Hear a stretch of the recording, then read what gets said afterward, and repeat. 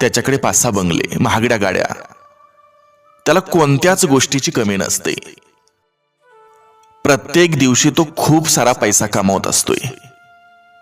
एका रात्री त्याला नेहमीच्या वेळेपेक्षा लवकर झोप आली आणि तो झोपी गेला.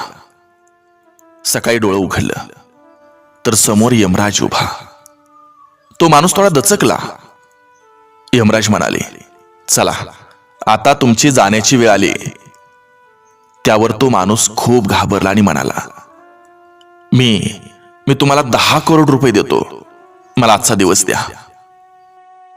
त्यावर यमराज म्हणाले, तुम्ही तुमचा आणि माझा वेळ वाया घालवत आहात, तुम्हाला आत्ताच माझ्याबरोबर यावं लागेल.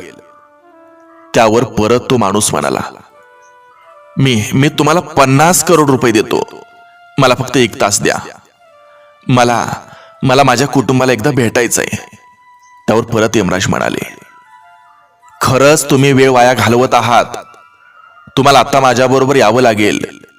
परत तो माणूस म्हणाला, माझी सगळी संपत्ती मी तुम्हाला देतो, मला फक्त 5 मिनिटं द्या.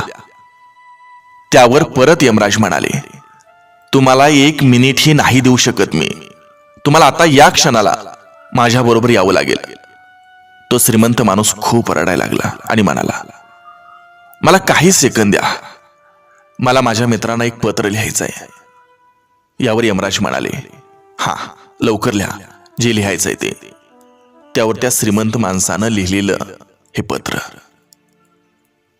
प्रिय मित्रांनो, आज माझ्याकडे खूप पैसा आहे, मला कशाचीच कमी नाही, पण तो पैसा काय कामाचा ज्यानं मी माझ्या आयुष्यातलं 1 मिनिट सुद्धा विकत नाही घेऊ शकत.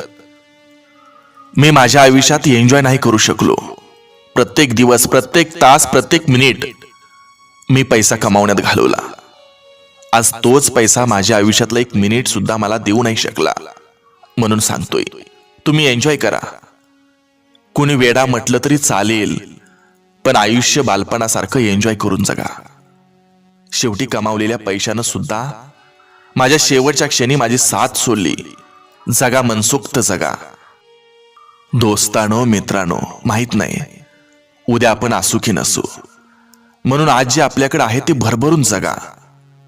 आयुष्यात पैसा तर नक्कीच कमवा, पण तो एवढाही साठवून ठेवू नका की आयुष्याची खरी मजा आपण कधीच नाही घेऊ शकणार. दोस्तानो, आपल्या या आयुष्यात असं होऊ नये म्हणून एकदा विचार करा.